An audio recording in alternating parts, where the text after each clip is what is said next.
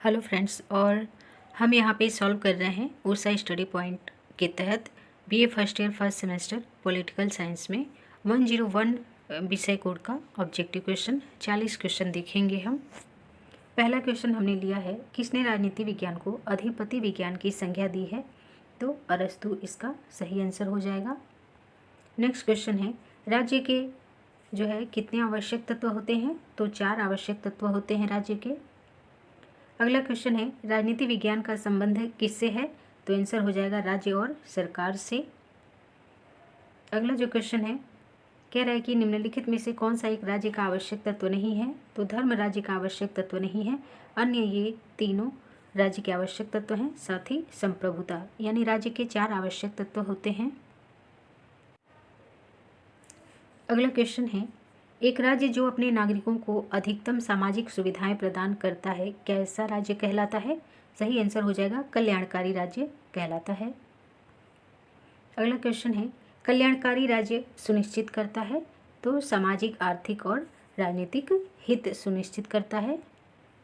अगला क्वेश्चन है, राज्य का अस्तित्व जीवन के लिए है और इसकी निरंतरता सजीवन के लिए है, यह कथन किसका है? तो ये कथन अरस्तु का है। अगला क्वेश्चन है, राज्य शोषण का यंत्र है, यह कथन किसने दिया था? तो मार्क्स ने ये कथन दिया था। इनका पूरा नाम कार्ल मार्क्स है। अगला क्वेश्चन है, राजनीति विज्ञान का जनक कौन है? अरस्तु राजनीति विज्ञान के जनक हैं। नेक्स्ट क्वेश्चन है, रिपब्लिक पुस्तक किसने लिखा है? तो प्लेटो ने द रिपब्लिक पुस्तक लिखा है। अगला क्वेश्चन है, किसने लोकतंत्र को लोगों की सरकार, लोगों के द्वारा तथा लोगों के लिए सरकार की तरह परिभाषित किया? तो ये अब्राहम लिंकन का जो है परिभाषा है। अगला क्वेश्चन है, द प्रिंस पुस्तक किसने लिखी है? तो मैकियावेली ने लिखी है ये पुस्तक। फिर क्वेश्चन है, निम्नलिखित में से किसने जोर देकर कहा था कि मनुष्य एक राजनीतिक प्राणी है? तो अरस्तु ने कहा था कि मनुष्य एक राजनीतिक और सामाजिक प्राणी है। अगला क्वेश्चन है, कौन सा राज्य का तत्व नहीं है? कौन सा राज्य नहीं है? तो संयुक्त राष्ट्र संघ जो है राज्य नहीं है, क्योंकि यह एक अंतर्राष्ट्रीय संगठन है। राज्य वर्तमान समय में राष्ट्र के संदर्भ में प्रयोग किया जाता है, यानी राष्ट्र को कई बार राज्य कह दिया जाता है। अगला जो क्वेश्चन है, कह रहा है मार्क्सवादियों के अनुसार राज्य एक ऐसी संस्था है? तो मार्क्सवादियों के अनुसार राज्य एक मानवीकृत संस्था है। नेक्स्ट क्वेश्चन है, व्यवहारवाद का जनक कौन है? तो डेविड ईस्टन है। कई बार जो है, वैसे तो व्यवहारवाद के जनक जो है वो वाटसन है, लेकिन उनका नाम नहीं दिया रहता है, तो डेविड ईस्टन को हम मान सकते हैं, क्योंकि ये व्यवहारवाद के बहुत बड़े प्रतिपादक हैं। अगला जो क्वेश्चन है, कह रहा है आधुनिक राज्य कैसा है? तो आधुनिक राज्य जो है राष्ट्रीय राज्य हैं। सही आंसर हो जाएगा ए। नेक्स्ट क्वेश्चन है, नगर राज्य शब्द सामान्यतः किससे संबंधित है? प्राचीन यूनान से संबंधित है। निम्नलिखित में से कौन सा व्यवहारवाद से संबंधित नहीं है? तो परंपरा जो है व्यवहारवाद से संबंधित नहीं है। अगला क्वेश्चन है, व्यवहारवाद का आधार क्या है? तो व्यवहारवाद का आधार है अनुभववाद। नेक्स्ट क्वेश्चन है, राजनीति विज्ञान शब्द का प्रयोग सर्वप्रथम किसने किया? तो अरस्तु ने किया। पॉलिटिक्स जो है किसकी रचना है? तो पॉलिटिक्स अरस्तु की रचना है। निम्नलिखित में से किसने सामान्य इच्छा का सिद्धांत दिया? रूसो ने दिया। अगला क्वेश्चन है, शक्ति पृथक्करण सिद्धांत का प्रतिपादन किसने किया? तो मॉन्टेस्क्यू ने शक्ति पृथक्करण सिद्धांत का प्रतिपादन किया था। लोकतंत्र में अंतिम शक्ति किसमें निहित होती है? तो लोकतंत्र में अंतिम शक्ति जनता में निहित होती है। अगला क्वेश्चन है, प्रजातंत्र का वह प्रकार जिसे भारत ने स्वीकार किया है? तो भारत ने जिसे स्वीकार किया है वो है लोकतांत्रिक गणराज्य। अगला क्वेश्चन है, अधिकार, संपत्ति, स्वतंत्रता, समानता और न्याय की संकल्पना किससे संबंधित है?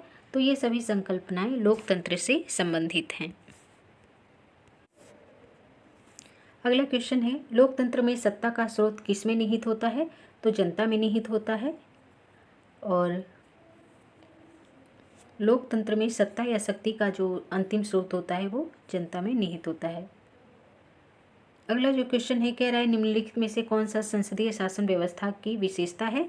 तो संसदीय शासन व्यवस्था की विशेषता ये है कि कार्यपालिका निचले सदन यानी लोकसभा के प्रति उत्तरदायी होती है। प्रधानमंत्री वास्तविक कार्यपालिका होता है। कार्यपालिका विधायिका का अंग होता है। इसमें सही आंसर हो जाएगा उपरोक्त सभी। अगला क्वेश्चन है निम्नलिखित में से कौन सा अध्यक्षीय शासन की विशेषता नहीं है। नहीं शब्द पर भी ध्यान देंगे। एकल कार्यकारी, नियंत्रण और संतुलन, कार्यपालिका का निश्चित कार्यकाल, निचले सदन का विघटन। तो नियंत्रण और संतुलन जो है अध्यक्षीय शासन की विशेषता नहीं है, क्योंकि अध्यक्षीय शासन में राष्ट्रपति को वास्तविक शक्तियां प्राप्त होती हैं। अगला क्वेश्चन है लोकतंत्र शब्द की उत्पत्ति जो है किस मूल शब्द से हुई है। तो लोकतंत्र शब्द की जो उत्पत्ति है वो लैटिन भाषा के शब्द से हुई है। लोकतंत्र की सफलता के लिए क्या आवश्यक नहीं है। तो लोकतंत्र की सफलता के लिए आर्थिक समानता आवश्यक नहीं है। आर्थिक रूप से सभी को समान नहीं बनाया जा सकता। हाँ, आर्थिक आधार पे या किसी भी आधार पे उनके साथ भेदभाव नहीं किया जाएगा। आर्थिक समानता का मतलब होता है कि सभी आर्थिक रूप से समान है, लेकिन ऐसा नहीं किया जा सकता। जो जितना परिश्रम करेगा उसको उसके परिश्रम के हिसाब से जो है उसे पेमेंट किया जाएगा। अगला जो क्वेश्चन है कह रहा है अधिनायक तंत्र में किसका लोप हो जाता है। तो अधिनायक तंत्र में व्यक्तियों की स्वतंत्रता का और व्यक्तियों की क्रियाशीलता का तथा व्यक्तियों की आत्मनिर्भरता, इन सभी का लोप हो जाता है। तो आंसर हो जाएगा इसमें उपरोक्त सभी। अगला जो क्वेश्चन है कह रहा है निम्नलिखित में से कौन सा कथन सत्य है। लोकमत लोकतंत्र जनमत की अवहेलना करता है, ये सत्य नहीं है। लोकतंत्र में प्रत्येक व्यक्ति की इच्छा की पूर्ति होती है और लोकतंत्र सभी नागरिकों को बराबर का महत्व देता है। तो सी इसमें सबसे जो सही है वो सही आंसर हो जाएगा सी।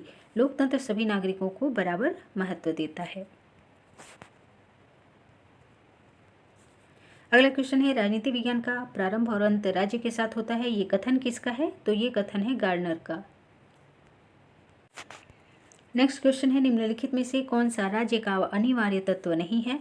तो इसमें जो है न्यायपालिका राज्य का अनिवार्य तत्व नहीं है। जनसंख्या, भूमि, सरकार और संप्रभुता राज्य के आवश्यक तत्व माने जाते हैं। तो आंसर हो जाएगा न्यायपालिका। अगला क्वेश्चन है कि शक्ति ही नहीं वरन इच्छा ही राज्य का आधार है, ये किसका कथन है। तो ये टी.एच. ग्रीन का कथन है। नेक्स्ट क्वेश्चन है निम्नलिखित में से कौन सा प्रत्यक्ष लोकतंत्र का साधन नहीं है। तो राजनीतिक दल प्रत्यक्ष लोकतंत्र का साधन नहीं है। लेवियाथन पुस्तक के लेखक कौन है। हाब्स जो है लेवियाथन पुस्तक के लेखक हैं।